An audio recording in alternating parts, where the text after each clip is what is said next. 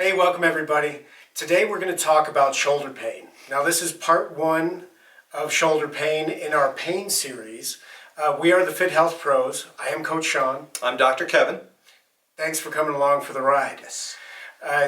So today, as an intro into shoulder pain, part one, we're going to talk about more of the traumatic injuries versus the degenerative injuries, which we're going to talk about in part two. So come back and check out part two with us if you could. Absolutely. Be right after this one. Yes, hopefully we'll go right in. As a definition for this shoulder pain, we're talking about a physical discomfort of the shoulder. It could be the joint itself, that ball and socket joint. It could be the muscles or the ligaments or the tendons that support the joint. Now the big thing with the shoulder joint and why it has so many different types of injuries, why we have a part one and a part two, is that a joint with great mobility ends up having less stability, so that you have all these different angles and rotations within that shoulder joint that can have a place for injury or set up a place for injury. So Dr. Kevin Fox, Yes. why don't you talk about some of these types of traumatic injuries first? Absolutely. I wanted to ask you though, because this happened to me, since putting this together, have you found that any of your clients have had more shoulder injuries? You know, what's interesting is that, the more you know, the more things kind of come to you. Right. So, a little bit. I'm bit. not going to say a lot of it because Okay. then people would be afraid to hire me. Right. Good. Yeah, I didn't mean to put you on the spot. Sean didn't know I was going to ask him that, but I have. More have been coming in? It's interesting. Yeah, I have. I had 3 this week that were treating directly for shoulder injuries, and I had a few last week as well. And I always go back because 2 years ago I had a shoulder injury that really a little blessing in disguise because it makes you an expert in shoulders really fast when it happens to yourself. More research. Right. Because you want to get out of that pain. Yeah. So let me tell you about the types of injuries. It's going to be kind of a quick generic rundown. Sure. We're just defining today. Exactly. So you have dislocations of the shoulder, and that's going to happen at the top of the humerus where that pops out of the ball and socket. You can also have separation of the shoulder. So that's at the AC joint with the collarbone and the shoulder blade. So the blade's going to wrap around, the collarbone's going to attach, so that's your AC joint right there. And a lot of that would be torn ligament, possibly from a fall or a hard blow. And so that's what happened to me is I slipped on ice at the ice rink, came down on my hip and shoulder real bad, and I think we might have had a little separation there in addition to some of these other injuries. That's interesting because when I was playing rugby, I had one dislocation, one separation. So, when you get a hard blow like that, or you get a 300-pound person slamming you into the ground, Right. things happen. Yeah, if you guys want, share your experiences, shoulder injuries, weekend warrior, any traumas that you've had. We're not here to diagnose anything.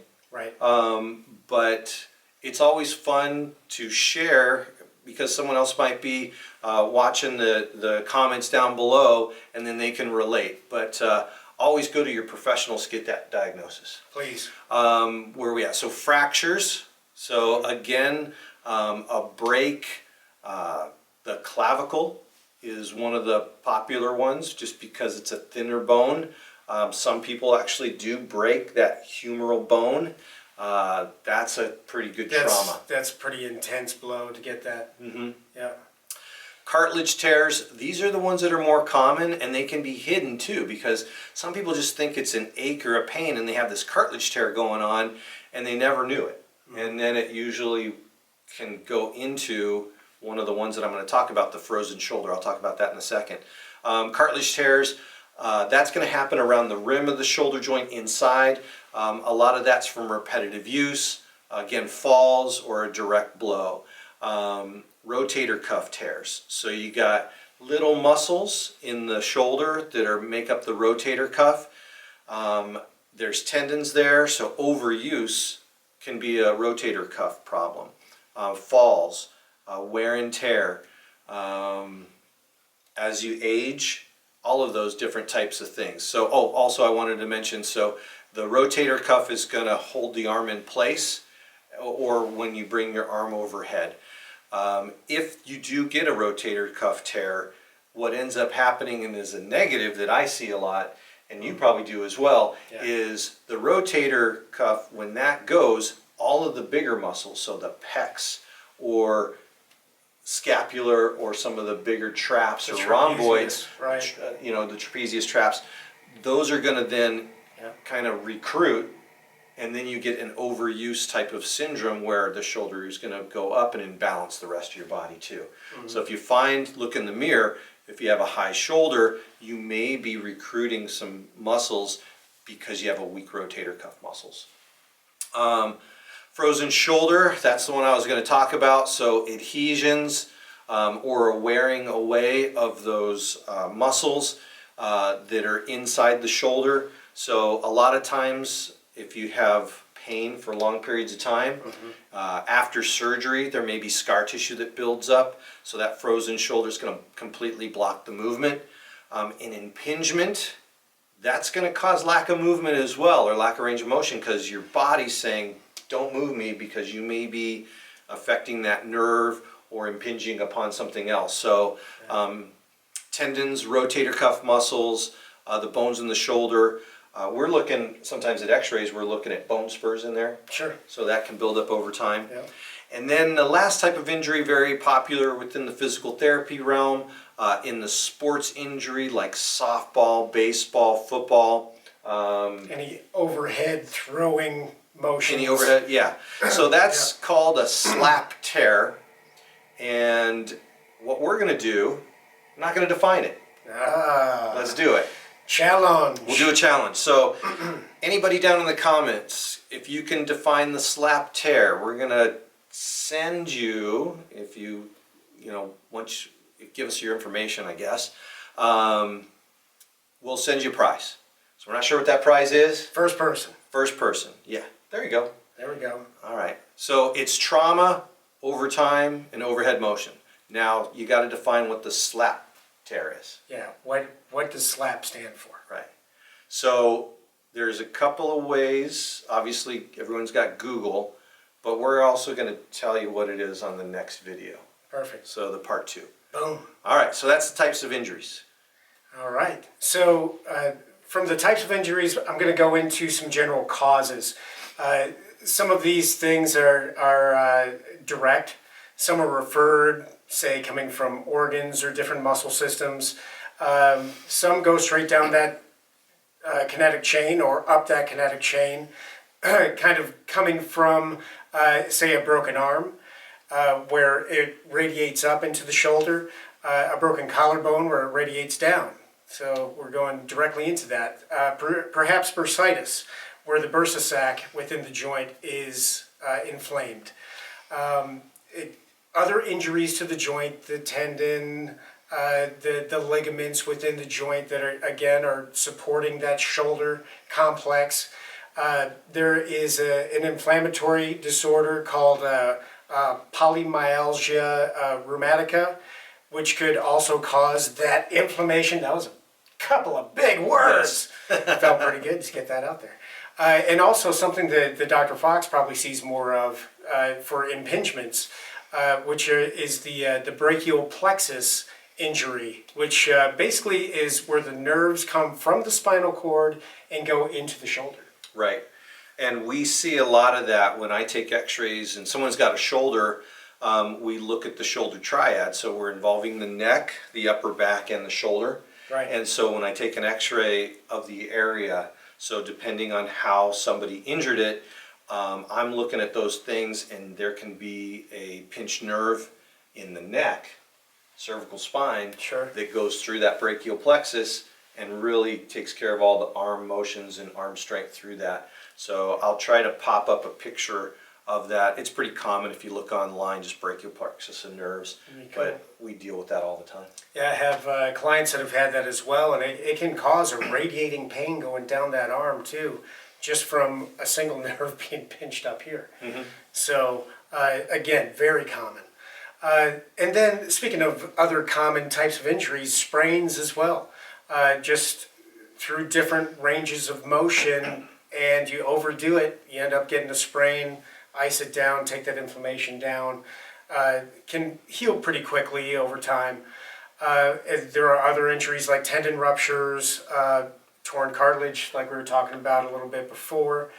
A lot of different causes, again, with that great mobility in that joint. There's a lot of different ways to injure a shoulder. Yeah, there is. And the more complex a unit is, that's kind of the downfall. But, Yeah, there's more different ways to mess things up. Yeah.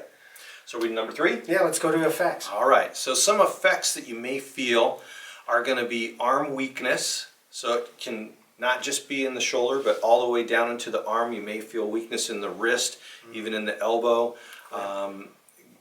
Grip strength. You can have achiness, and that can be kind of an all-over achiness, rotator cuff, frozen shoulder.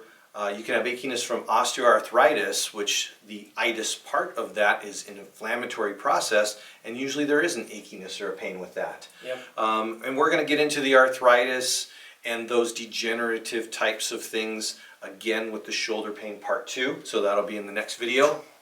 So I just wanted to give you guys a heads up on that. Radiating pain is very common with shoulders. Again, back to the brachial plexus.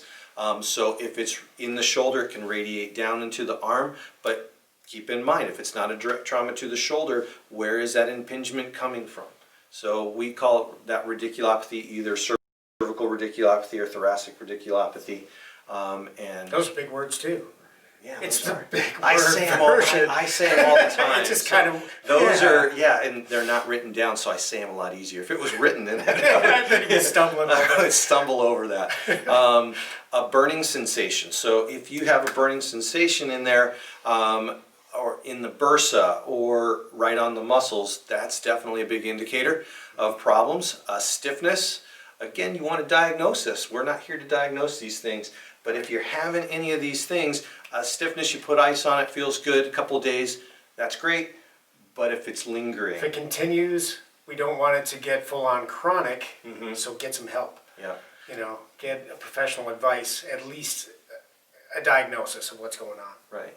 And range of motion, that's going to be affected, and you may even have a bruising feeling too. So those are really some of the effects, some of the symptomology, some of the red flags, and some of them jump right out at you. Some of them you may feel like, oh, it's just a little weak and I'll get by. But because the shoulder joint's so complex, we're going to harp on that.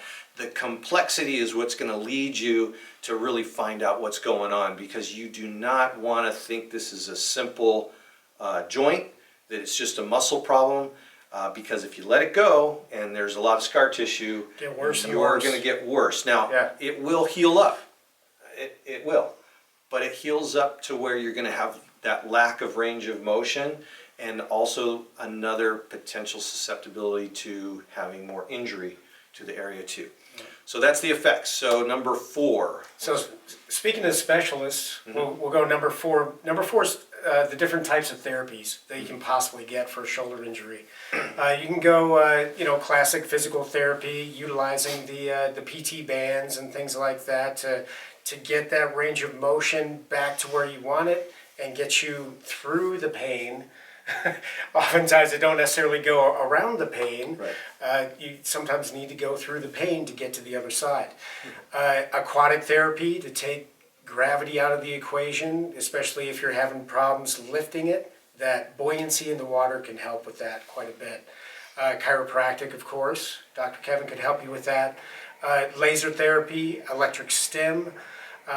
Ice and heat, of course, anytime you have any kind of inflammation going on, always a go-to. Now, you can do that at home too. I'll talk about that in a second, but they will also use that at the end of, say, physical therapy.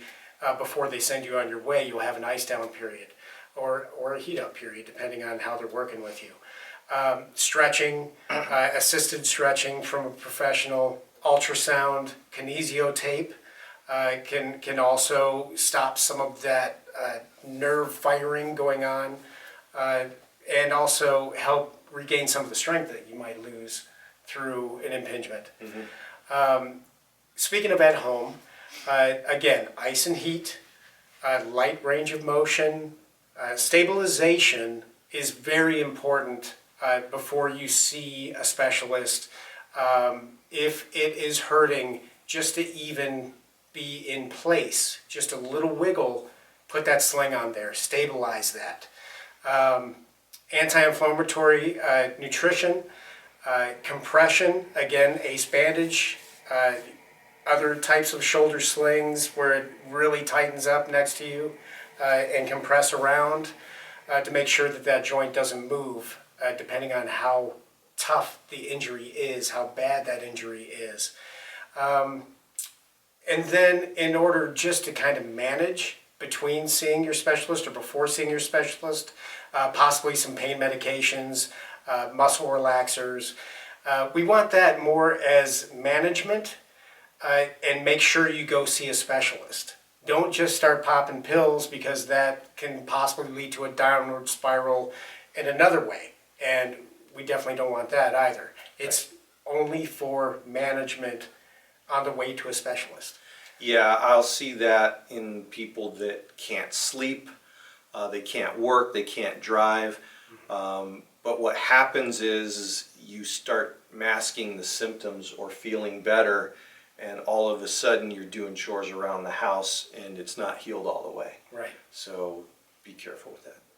Yes, indeed. That's pretty much our video on shoulder pain part 1. Yeah. So we talked about the types of injuries, we talked about causes, we talked about the effects and symptoms, and then some therapies that you can do. So again, shoulder pain part 1, we have shoulder pain part 2. We're going to get into some of the degenerative aspects of shoulder pain. This one, again, traumatic, and we set this up to give you kind of a broad overview. If you got something out of that, definitely like us. Really, really like us. Ring the bell, because we're going to send some more videos your way and you get notifications. Subscribe. Smash the subscribe. Smash! And I think that's all we need to say on that one. I We think may say so. more at the end, I don't know. Possibly. Maybe B-roll. I'm sure we have some lying around Yeah, here keep watching. somewhere. It might be there. But thanks again for spending time with us. We are the FitHealth Pros, and I'm Dr. Kevin. I am Coach Sean. And thanks again. Thanks for enjoying the ride with us. B-roll, smashing the subscribe button. Yeah, how many times should we smash the subscribe button? Well, I've done some deep mathematical analysis on this. All right. And it should always be an odd number. Yes, because if you smash Smash, and smash again, we're not sure, that's kind of unsubscribe. but you may unsubscribe. We're not positive, Yeah. so just keep smashing. Science.